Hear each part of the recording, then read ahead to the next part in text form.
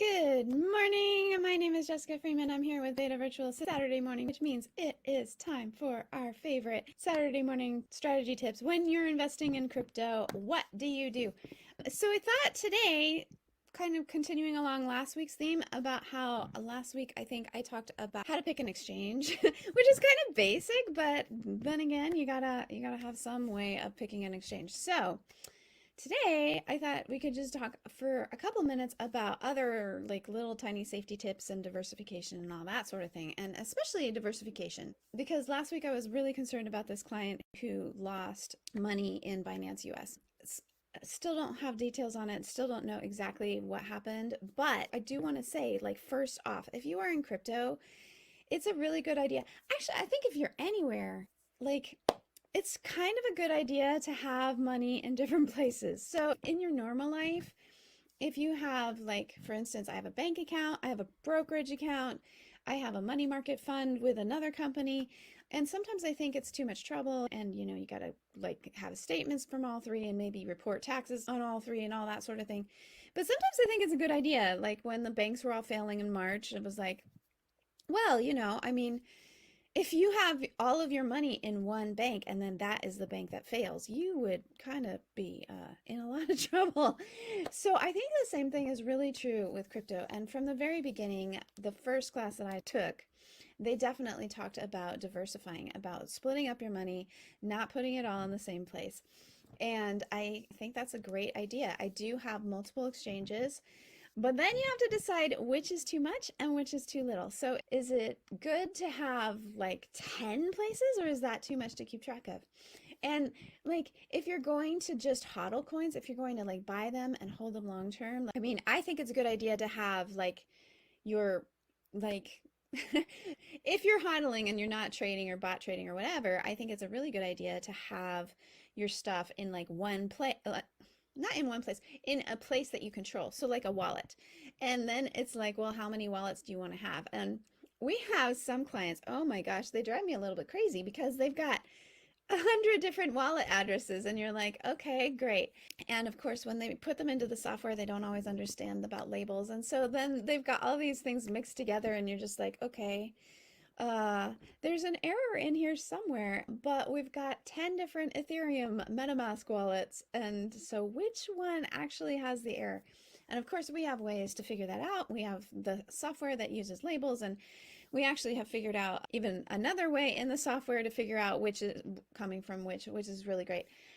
But in the meantime, diversification is good, but over diversifying is maybe not so good. And this is something that I've been coming to a conclusion, like with my stock investing. Over the years, I've probably mentioned this, followed many pick of the week newsletters. And every week sounded so good. And they'd be like, oh, this wonderful new medical stock is going to like change the world with its diabetes drug or whatever.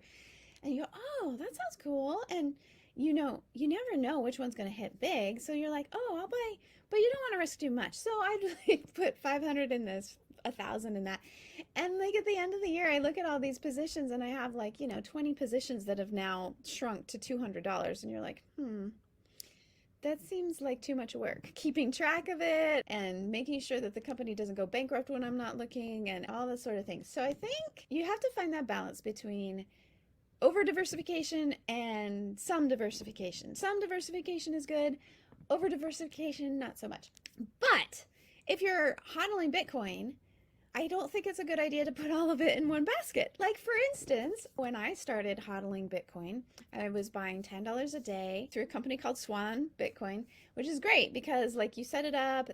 We probably should drop a link in the comments, but you set it up, you put, say, I want $10 a day of Bitcoin bought. And so then no matter what happens, every day, if Bitcoin goes up, if Bitcoin goes down, I'm getting $10 a day. And over time, it averages out to probably a better price than if I tried to time it and if it was going up. And okay, but I took all of that Bitcoin and I said, okay, I don't want it to be sitting in Swan's banks. I want it someplace earning interest. So I sent it all to Celsius. So all of my hodled Bitcoin from the beginning went into Celsius, and then Celsius went bankrupt without telling anyone it was going to. I didn't hear the rumors soon enough, so I did not get my Bitcoin out, and I'm still waiting to see if I will get some of my Bitcoin out as they go through the whole bankruptcy process and all of that sort of thing. So it's like, okay, so if you're going to put it in a centralized exchange, you have to be able to try to trust the exchanges. But I don't think you want to put all of your Bitcoin in one. I did have some other Bitcoin in my other exchanges, like trading with it. I was trading with it in Kraken. I had probably not any in Gemini, but after Celsius, it was like, oh yeah, okay, we can need to diversify. So now I send most of my Bitcoin. Actually, it's probably time to do another round. Sending Bitcoin, the Bitcoin that I buy in Swan, I send it to my ledger now. But there again, you might not want to put it all in one ledger account, because actually ledger might automatically kind of send it to new addresses, so it is in different places.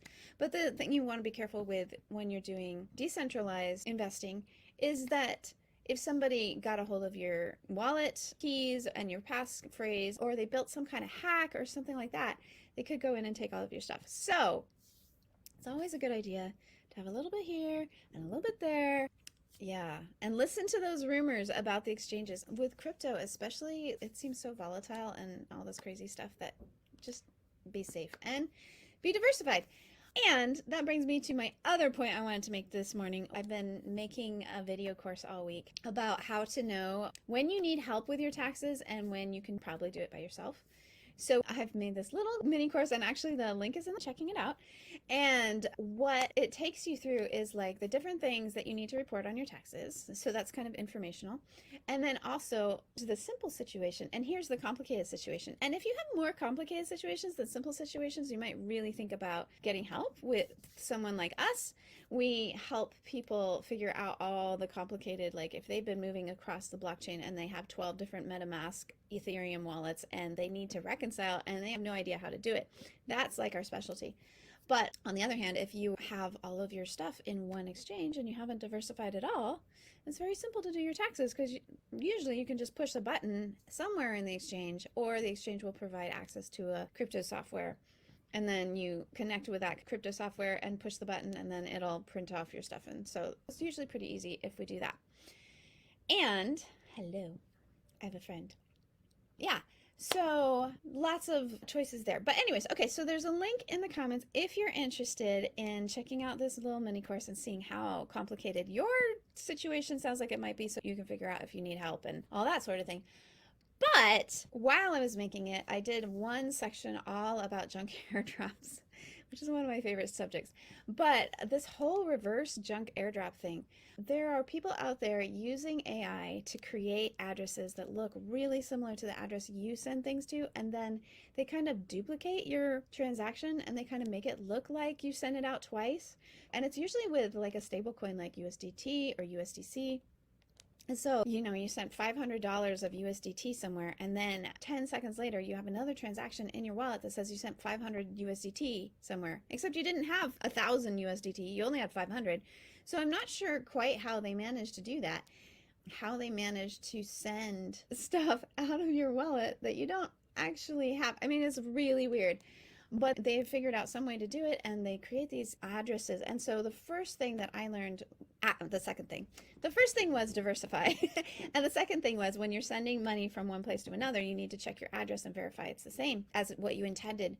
And that is super important nowadays, especially if you're sending stuff, especially on the blockchain. So with any wallet like Ledger or MetaMask or whatever, I was taught, look at like the first 3 to 5 letters, and then look at the end 3 to 5 letters, and if they're matching, it's probably similar. But I have a photo in the course, you can see it in the unit about junk airdrops, and like these addresses actually have the same beginning and the same end, like the same letters and numbers, except they're capitalized differently. And then if you open out the address and you look at the middle, it's like completely different, but it also still looks similar. And it's funny, it's like an 8 will be replaced by a capital B kind of thing. So it's really, really similar. In any case, Fascinating stuff if you're into figuring out these things for other people. Kind of scary stuff if you're like looking at it in your wallet and going, oh my gosh, what do I do? So I wanted to make sure that I say that when you're being diversified, when you are sending things places, you do want to check your address, maybe more than the first 3 to 5, and definitely pay attention to the capital letters. The capital letters actually do make a difference in many of the wallets. So, if it's a big C or a little c, it actually matters, which is cool in terms of like breaking codes and like hackers trying to get into your wallet, and it makes it that much harder for them to get in. But if they're copying your address and they're creating a very similar one, and the reason they do that is they want to be the last address in there because they're hoping that you'll come along and say, oh yeah, I need to send more money to that address, and you just go use last address, and ta-da, there they are, they're the last address, and so you accidentally send your money to them. I mean, it's very, very, very clever. It's not too bad in terms of avoiding it. It's annoying for taxes because you have to figure out which transactions are legitimate, because you import all of the stuff off the public blockchain and you've got these two negative $500 USDT transactions. So now your balance by exchange says you're negative 500, and then the tax software doesn't like that because it's like, oh, you spent more money than you had, and that means this money that you spent has zero cost basis and blah, blah, blah. It gets really complicated really fast. But if you can figure out which ones to delete, it's super simple. It feels kind of nice actually to like restore order when you're working on an account with us. You figure out which one is the problem and you delete it and you go, it's like it's all clean and pretty and positive and the tax look right, and that's really cool. But in any case, when you're being safe and you're diversifying and you need to send stuff various places, make sure you check the address carefully. Make sure you take the address from where you want to send it. Don't just assume it's the last address used. Even if it's an exchange, I mean, hopefully this would never happen in an exchange, because when you're in a centralized exchange, it's really sent out from a centralized place. I think it would be a lot harder for them to figure out how to do that, because the centralized exchange is sending it from a massive wallet, and I'm pretty sure they would not fall for anything like that. And as long as you're pasting your address into your space in the exchange, it should be fine. But something to be aware of. And if you're going to invest in crypto, definitely recommend diversifying, and definitely recommend being safe when you're diversifying, and keep those seed phrases. Oh my goodness. Then there was somebody else who wanted to do something, like he wanted to test something. So he created a new wallet, but he didn't write down the seed phrases because he wasn't planning on keeping it. And then he's like, well, I have this wallet where I sent this stuff and then I sent it back out, but I don't have access to it anymore because I didn't save the seed phrases. And it's like, well, we can fix that when you're reporting on your taxes, but if you're going to create a wallet, definitely put your seed phrases someplace safe so you can re-access it in the future. And if you're going to be safe, diversify, check your addresses. I think I said that. If you're interested to see if your tax situation in crypto is complicated or simple, watch our little course. It is free for now. We're kind of testing it. And if you claim it, it's free. But you have to actually use the course. You have to complete the course. You have to do the little tasks and watch the videos and things like that within 3 days, or you lose access. So that's the only condition. It is free other than that for now. We are planning, as we figure out all this information, on putting a price tag on it soon, just like we did with Crypto Taxes 101. We feel like that is a pretty solid course. And so now that has a price tag. It is $97 if you're interested. And it does go into more detail than this particular little one. But if you want just a little taste of how complicated is my situation, do I really need help? I've got 2 cats about to attack each other. They're very mischievous today. All right.